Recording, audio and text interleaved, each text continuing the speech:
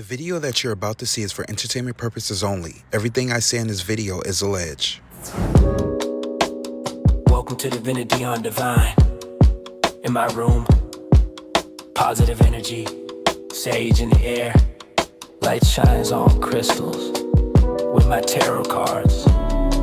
Spirit guides everywhere, guiding me to save lives one by one, day by day. Midnight comes, witching hour is here. Aliens probe me, fuse goes up. Spirits speak up to the focus, to the outcome. Predicted it. Dion can see the future. Dion can see the future. And it feels like paradise. And it feels like paradise. He can see the future. He can see the future. And it feels like you and I. And it feels like you and I. Oh. Dion is not the one to be playing games with. He don't play for clicks and views just to be saying it. He's a real one, not a fake. Oh no, he's no mistake. Heaven sent to speak the truth. Oh yeah, he speaks the truth. And if you don't feel spirit, you don't need to hear it. Some people don't like to hear the truth. Some people just like to live a lie. Dion is just saving lives. You can't run away from me. Some people just don't believe in God. As you off the yellow brick road, you'll see He's lives in you the whole time. Spirit never lies. Jesus is always with you. You. Believe in yourself, leave the rest to your spirit guides. Angels start to fly, you can't believe your eyes.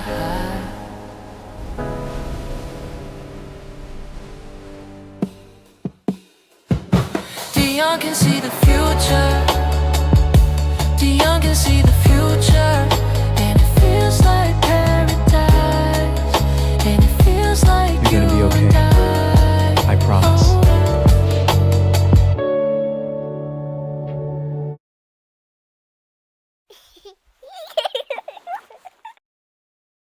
Minds, how have all y'all been? I know it's been a while since I've been on here. Yeah, it's been a while. But I gave you guys enough time to go see the fully acclaimed box office hit, Michael. And that's what we're going to talk about today. We're going to talk about the good, the bad, and the ugly. So I hope you guys get your popcorn, get your drinks, because we are going to go in and we are going to reminisce.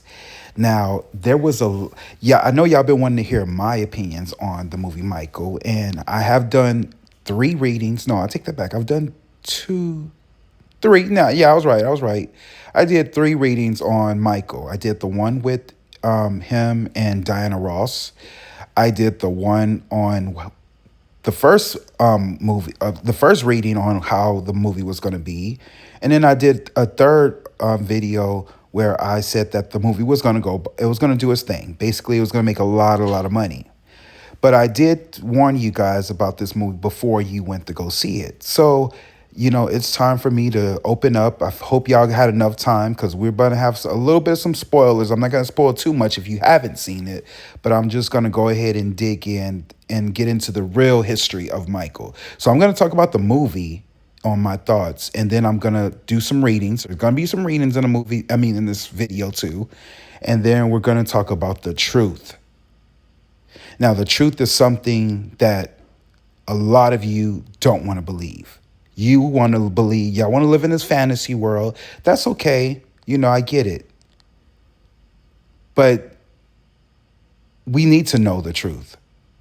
We need to know the real on what really happened to Michael. Will they tell us the truth? I don't think so. But we're going to get into it in this video. So let's get started. And guys, relax, chill. This is the moment. This is the time. So I did a reading on this way ahead of time, and here it is. To see and say anything and everything that you authorize me to say and see. I love you, God. I love you, Jesus. In your name I pray. Ashe, ashe, ashe. I love you, God. I love you, Jesus. I love you, God. I love you, Jesus. So the first thing I get is Winter's End. I get a rebirth, a positive outcome. So after the winter, the movie apparently is going to come out. It's given the same time around when Sinners came out, right? So I get this in the past. It was supposed to come out this year, but they pushed it back because they had a lot of stuff they had to deal with it. For some reason, I get lost love. I get surrender, healing, and release. There's something about this movie that's going to have people in their emotions. But there's something about a lie when it comes to this movie. It's like everything is not what it appears to be in this film.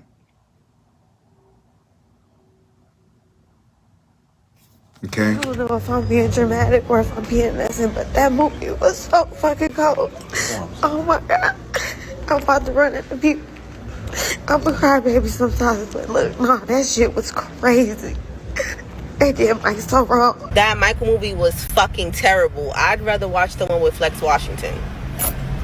Cause that shit was ass. That Michael movie was so bad, and I'm gonna blame Jermaine Jackson. The movie lacked depth. It told us nothing new that we didn't already know, that we haven't already gotten from any of these other Michael movies and documentaries. I felt like I saw Coleman Domingo as Joe Jackson for a total of 20 minutes in the movie, just spread out in small increments.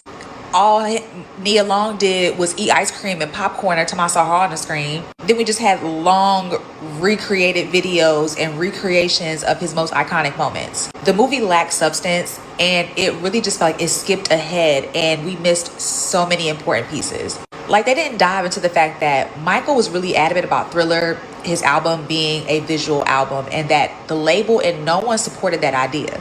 He had to be the one to push forward the idea of releasing all of those visuals for his album. They glossed over how close him and Berry Gordy was and how Joe Jackson felt some type of way about their relationship. They also glossed over how manifestation and affirmations were important to Michael. Like, they touched on it, like they showed the post-it notes that he put on his mirror, and they showed him saying like affirmations in the studio, but they glossed over everything. Everything was done so quickly. Like, it was showed like the year 1981, and we have like a 6-minute scene, and next thing you know, we're in 1983. Like, how are we jumping so fast, so far in the head? It's ridiculous. They gave you sprinkles of his vitiligo diagnosis, but they never really got into it. They glossed over the nose jobs. They tried to push the whole Neverland Peter Pan thing, but it just fell flat. I think for the budget and the cast that they had, they could have given us a well-made movie, and they didn't.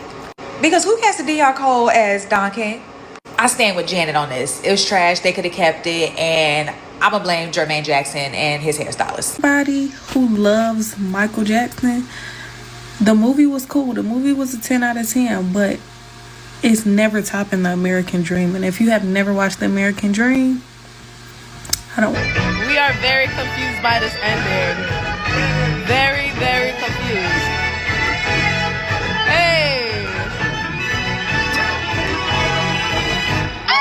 Far Jackson went out there and brought his uncle to life again, bro. The movements, everything about it was just, oh my gosh. I miss Michael Jackson, man. I just watched the new Michael movie. I don't care what anyone says. I don't care about Rotten Tomatoes. I don't care about you guys trying to be movie critics. So it's not real. Shut up. It's not accurate. Shut up.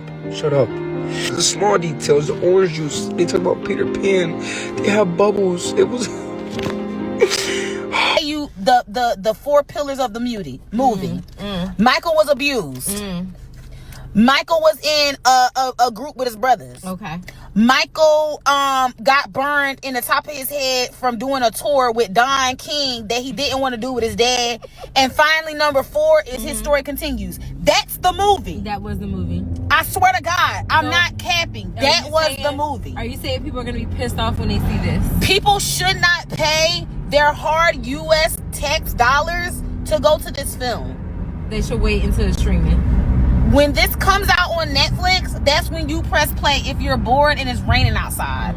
let's discuss the Michael movie. I left the cinema so underwhelmed yesterday. First things first, I have to say big up Jafar, because I actually think he did a really good job portraying his uncle. But as a Michael fan, like since I was knee high, I can understand why the critics are saying it's a whitewash film. Like, it was most definitely a film that was made with that eye open for the international market, like very palatable, marketable across different regions of the world. But then the issue with that is you're left with a really watered down, rushed version of Michael's life with tons of loopholes and inaccuracies throughout the plot. I was watching certain scenes getting pissed off knowing this isn't the order in which certain things happened, which to me is a shock when his family and his estate were so heavily involved in the production of this film. But ultimately, I think if you want to hear the music, enjoy hearing Michael's hits on the big screen, you'll be entertained. Like, the music was definitely the best part of the film for me. But in terms of the script, the editing, the sequencing, I think overall as a movie, it just misses the mark. It was very like, simple. Like, they was following the timeline, y'all. It's not nothing we haven't seen before. They could have kept that shit. No funny. And I'm a Michael Jackson fan, and we fell asleep. And I think that Jafar looked like him, but he really looked like his father. He looked just like Jermaine. And the motherfucker, I feel like it's worse than, I guess, but It's not worth it. it's worse than if you like Michael Jackson. Like, I'm not mad I seen it, but if I knew it was gonna be like that, I probably would have waited. Just watched it on one of my little Chinese websites in the house. Cause y'all, it was like, now I see why Janet didn't want nothing to do with this film. Hold on.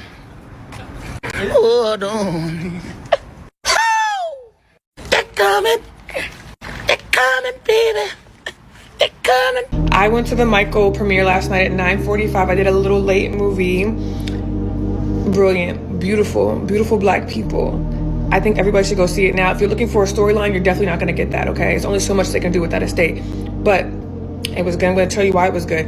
I sat in the very back row in the Lux box. Yes, I like expensive shit. I sat back in the Lux box in the very back seat, and I had 3 panic attacks. I had to get up and go to the bathroom and splash some water over my face, and I had to come back and act like nothing was wrong, then Google some breathing exercises because I literally was about to pass the fuck out. If you like biopics like Ray, the James Brown movie, or Tina Turner's What's Love Got to Do with It, this is not that kind of movie.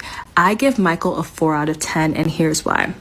I did not learn anything new about Michael Jackson. Michael Jackson loves his animals, he loves his music, he loves his family. I already knew that.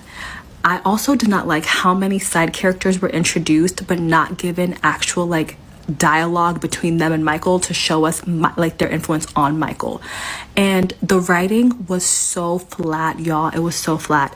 Jafar became Michael Jackson. Like, there was times when I was like, my God, the resemblance is uncanny. Shout out to the makeup team, shout out to the CGI, whoever did that, y'all did fantastic. But he literally didn't have anywhere to go. He had nowhere to go in the writing. I know Michael had breakdowns. I know Michael had hard times. Like, why was that not shown enough? I'm just leaving the movie theater from seeing Michael, and I don't care what nobody says. That movie was really, really good.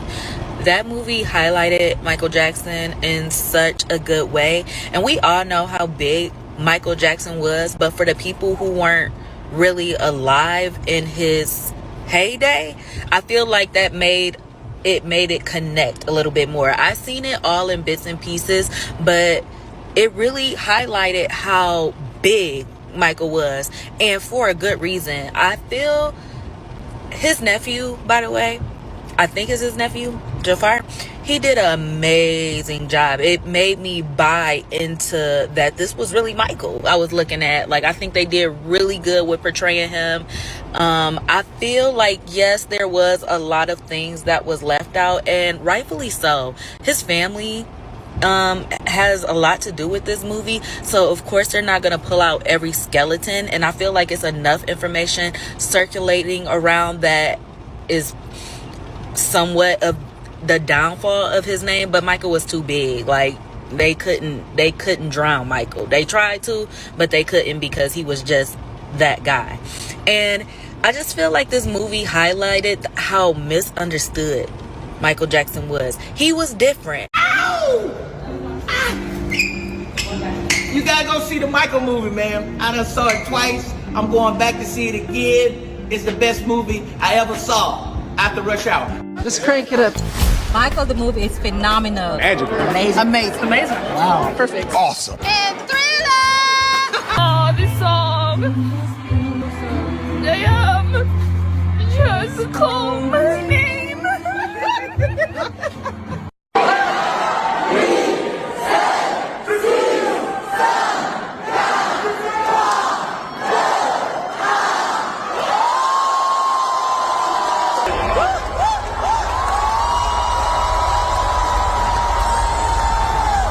Watching Michael in theaters became more than simply seeing a movie for many fans.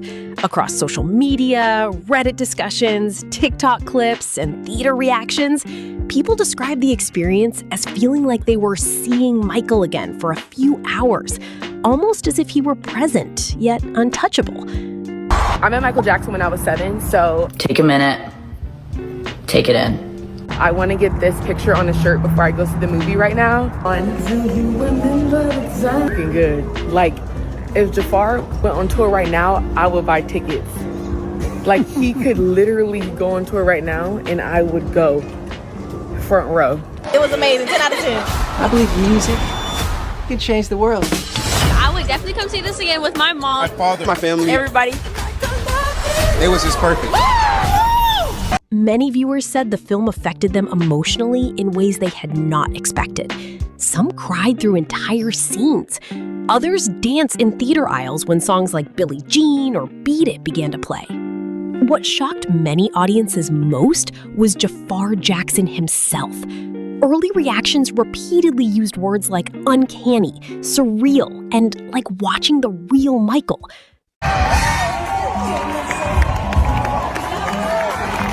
You have to go to the theater. That's the thing. That last bad sequence, out of this world. Michael, we love you. Lives, childhood bedrooms filled with music, family gatherings, old concert recordings playing on television, or moments when Michael's songs helped them through difficult times.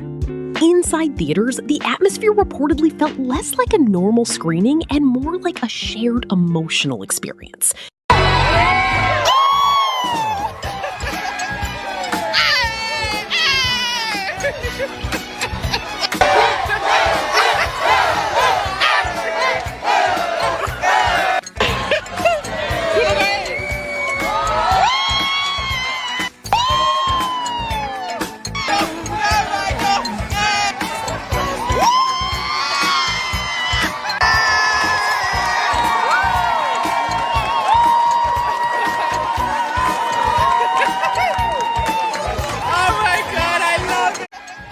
Sorry, but I just gotta say this. Black people, why we gotta be so goddamn extra? Why we gotta be extra everywhere we go? We cannot be civilized people. See, that's the thing about us black folks, y'all. We know how to have a good time. When we get watch movies, we get down. We know how to throw a party. That's what I love about my black people. During musical sequences, some audiences dressed like Michael Jackson, moonwalked in front of theater screens, clapped in rhythm, and sang along together. At the same time, online reactions became divided. Oh shoot, my brother brought out the whiz. He's on down the road. Resonated because it was not simply entertainment. It reopened emotional memories people had carried for years. One Reddit user wrote that the movie healed something inside them because Michael's music had supported them through painful periods growing up.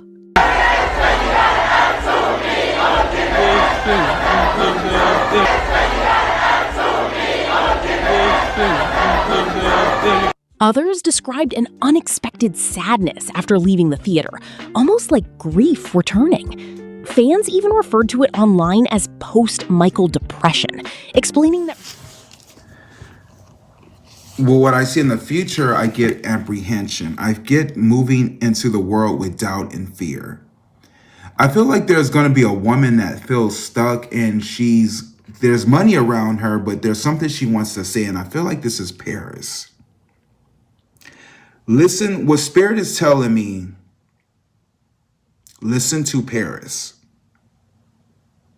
Listen to Paris is what I'm getting from Spirit. Okay, I'm gonna say this and then I'll like kind of just like leave it alone. Because it seems like there's been a lot of responses. There's been a lot of responses to the thing that I posted earlier about just like clarifying like that I wasn't involved at all. Aside from like giving feedback on the first draft and then getting the feedback that yeah, we're not actually going to address your notes at all. And I was like, all right, like fuck me, you know. So I just like butt it out, and I just like I've left it alone because it's not my project. So you know they're gonna make whatever they're gonna make.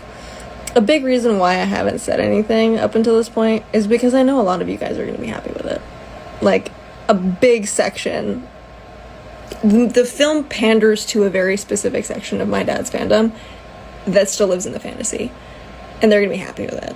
Just like I remember hearing about how Freddie Mercury's family responded to seeing the Bohemian Rhapsody film, right? And I remember like reading the Dirt autobiography as a kid, and then growing up and like watching the movie they ended up making starring like MGK, and I was like, okay. The thing about these biopics is it's Hollywood, so this is it's fantasy land. It's not real, but it's sold to you as real, and a lot of sugar-coated, like the narrative is being controlled, and there's a lot of inaccuracy, and there's a lot of just full-blown lies. And at the end of the day, like that doesn't really fly with me. I don't really like dishonesty. I spoke up. I wasn't heard. I fucked off. That's it. Y'all are gonna like the fucking movie, so just go watch it, go enjoy it, do whatever, leave me out of it. Something that like quite a lot of people are saying is like she hates her dad. She resents him. She wants nothing to do with him. Because I'm not like calling the shots on set, being a big shot producer of a movie that's filled with just inaccuracies. That's not my truth. That's not where I'm coming from. I just prefer honesty over like sales and monetary gain. Like that's it. And I kind of just don't want anything to do with that. So I'm gonna fuck off again. And I'm gonna keep minding my own business. I suggest you do the same. God bless and Godspeed. Now, I know a lot of you out there don't want to believe this, but those children are really Michael's children. They, in some weird kind of way, there was some type of scientific lab that they did experiments where there's some part of Michael's DNA that is in each and every one of these children. So let's get the record straight when it comes to that. These are Michael's children. Michael did raise these kids, and this is what Spirit is telling me. So I don't want people to come bashing none of these children. These are Michael's kids. Okay? Enough is enough. And now, one thing I want to get straight to is Michael has a strong connection with Paris. Listen to me when I say this. Michael has a strong connection to Paris. Now, you will see this in the upcoming future. Now, I don't know why, but when I do an energy read on all the children, I get a strong bond with Paris. And I feel like Michael is giving the torch to Paris. She's going to retell the story of Michael Jackson. I feel like it's going to be through a documentary, though, which is perfect. This is I'd rather it be said in the well factored matter, but I do feel like it's going to be by Paris. So look forward to that in the future. This is a reading that you're going to go back and you're going to look at and you're going to remember I said this. So that's going to be the thing. Paris is going to be the light bearer. She's going to carry the torch and moving on to the future. She's going to be one of the people who bring people together. Listen to her music. She's actually a wonderful artist as well. But Michael says his legacy will be told by Paris, and he gives her the honor of doing that. So, his father loves all his children equally, very well, and his parents, he also has a bond with Jafar as well, but Paris is one of the outstanding ones that he want me to acknowledge. So if Paris is watching my video, just want her to know that. Okay, this is what I'm getting from Spirit. Anyways, moving on from that. Oh, and also another thing Spirit wants me to know, and this is coming from Michael directly. The energy I'm getting from Michael is he wants you, Paris, to know. He wants you to read his journals. Spirit is telling me Michael left you a lot of journals, and he wants you to read his journals that he left a lot of his secrets in. So Spirit is showing me Paris looking at his journals, because I think Michael journaled his whole life. Every time he was in, his quiet, lonely time, he was writing a lot. He was journaling a lot. And Spirit is saying Paris has a lot of his journals. So I picking up the energy that she's going to do a tell-all with these journals.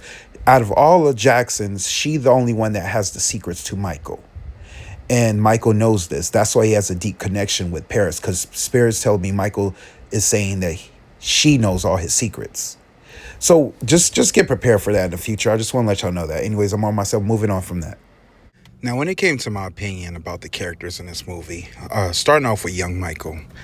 Shout out to the kid who played young Michael. He did a good job, when it comes to his acting ability. He showed the vulnerable side, the emotional side to Michael's character as a kid. I thought that was good. But when it came down to the performance, trying to intrigue the audience and dance, he wasn't given Michael. I'm sorry. I felt like they could have got another kid. I mean, I liked the Jason Ware's character and playing young Michael, but this young Michael, no. I'm sorry. I'm just being honest. But good job acting. Lorenz Tate as Berry Gordy. Now, the small role that he had in this movie, I feel like Lorenz Tate, gave 1,000% of him. He basically lost himself in this role. I feel like as playing Berry Gordy, you didn't think about Lorenz Tate. You thought of Berry Gordy. I love actors who can do that, who can, be themselves, but at the same time portray another person. That's what you call great acting ability. And Lorenz Tate, he served. So I thought he did, hands down, good job. I wanted to see him more in the movie, but they had him, separated in the movie as he got older. But for what role he played, he did it. He did his thing. Coleman Domingo playing Joe Jackson.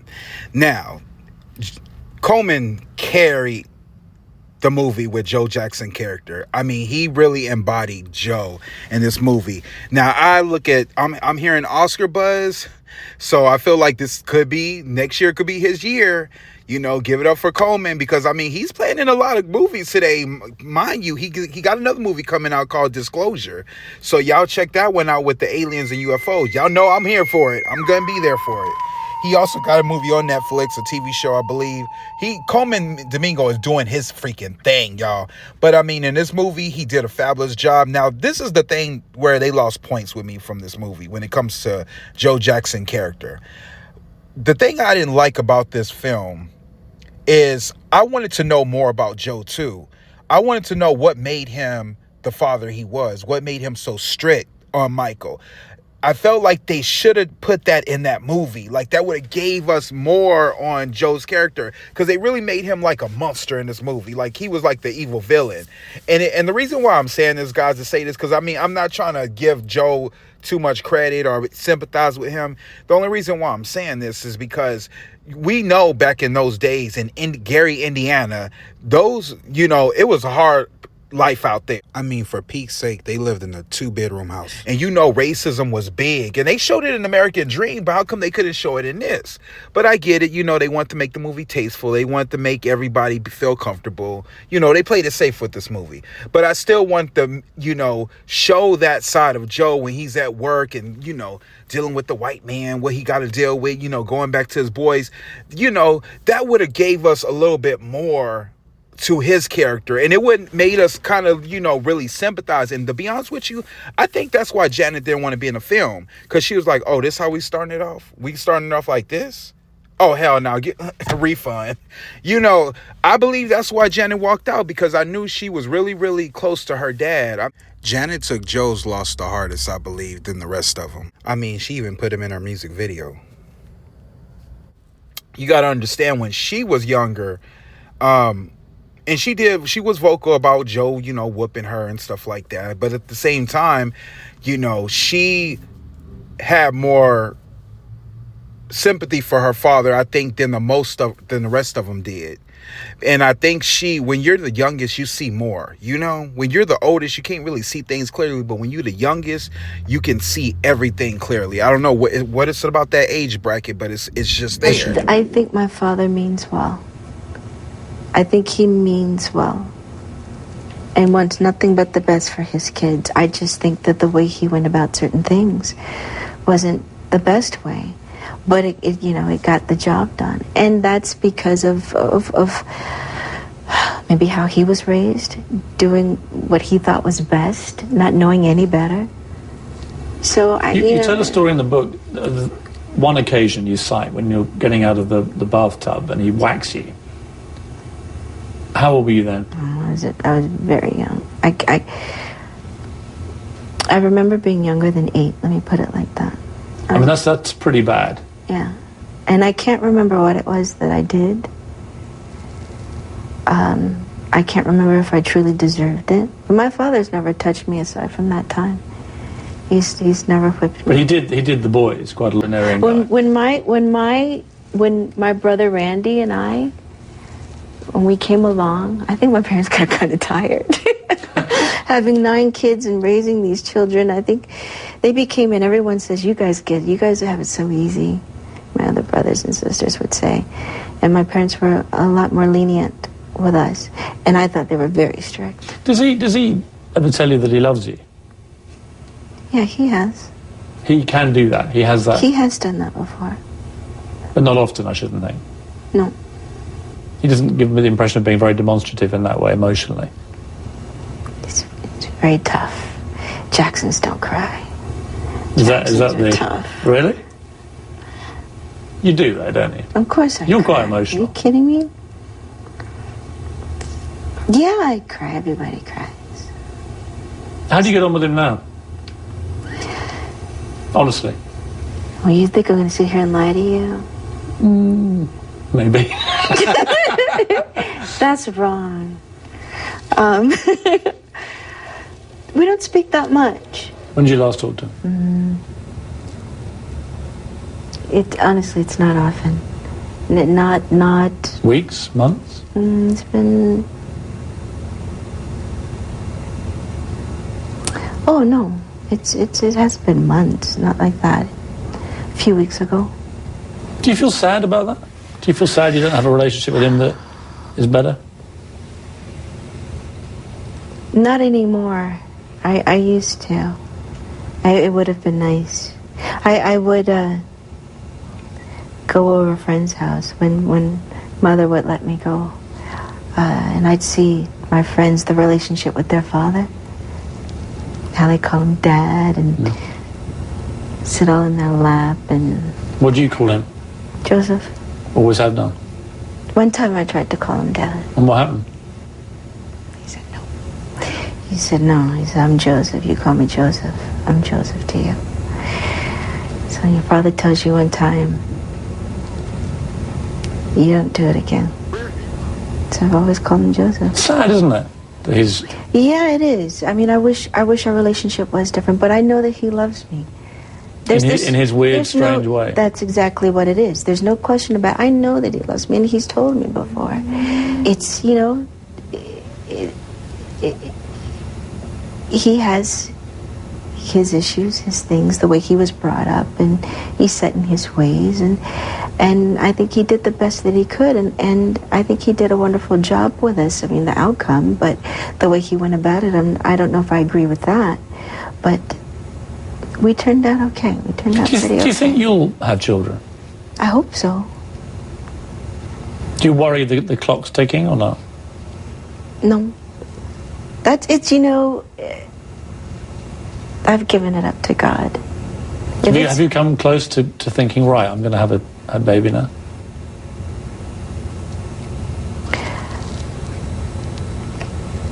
I never really thought about having children until I got with Jermaine Dupri when he and I were together. That was the first time I really wanted to have children. I felt I felt comfortable in the relationship at that time. How he would be as a father, how he is as a father. He has a little girl, but we're not together anymore. So I don't know if I'll have kids, but I've really given it up to God. If it's meant to be, it's gonna. Do you think you'd be a good mom? I hope so. Everyone tells me for the longest. They've told me, "Oh, you'd make a great mother." I said, "What? Why? You're very nurturing. You're very mothering. You take care of people all the time, and yada yada yada." So I don't know. What would you do differently if you had a child to the way your father treated you? A lot of attention, a lot of love, spend a lot of time. I let them know how much I love them all the time. Man, one thing I never forget that one episode, piggybacking on the when she said that Joe said, "Don't call me daddy, you call me Joe." I never forget when she found out she had a sister. And she, I think Rebe reconnected them back together because, Joe was like Matthew Knowles. He had other legitimate children, And so when she found out she had a sister, the sister wanted to meet Janet. So when Janet met her, it was nice and everything. But then she found out that she got to call him daddy. And Janet said, hell no. Janet ain't never talked to that girl since to this day. Born in 1974 to Joe Jackson's girlfriend, Cheryl Terrell, during Joe's 25-year affair. This made her the illegitimate child of the family patriarch.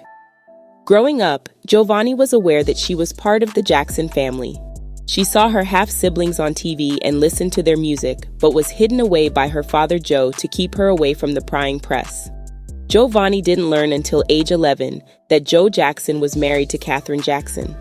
Despite knowing about her famous half-siblings, Giovanni was not acknowledged by them early on. The sibling who introduced her to the others was Rebe Jackson. Giovanni met Janet Jackson for the first time at age 15, but their conversation turned sour when Giovanni referred to Joe as Daddy. Janet got upset because Joe did not allow his children to call him that. Giovanni Jackson was later inspired to write her memoir, Bastard Child, the name Katherine Jackson allegedly used to call her. I know that's right, Janet.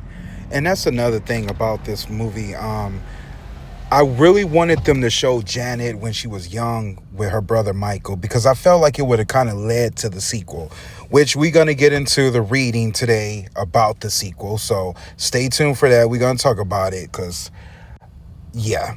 But Janet really loved Michael. They were really, out of all of them, they were the closest. And I just wish we got to see more of that. No, but I just wanted to say one thing, and seriously. I just wanted to tell you how proud I am of you, and how much you've inspired me, and how proud I am to be your sister, and how much I love you. I do.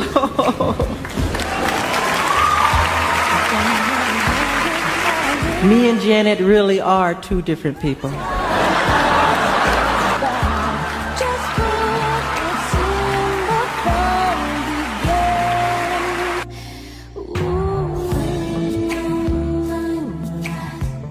My wonderful brother, Mike. You kicked ass. I'm sorry. In the opening, you kicked ass. I'm sorry. My favorite thing about doing this screen video was it was really an excuse to work with my sister Janet, because I truly adore her. She's one of the sweetest people in the world. Don't you ever leave. You go nowhere. Don't you ever go. Don't you get nowhere.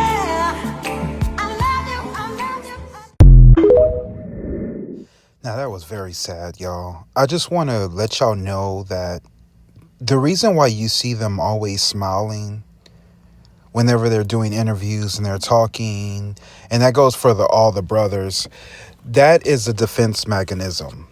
That's a way that people keep from crying or keep from frowning, showing their true pain. They smile.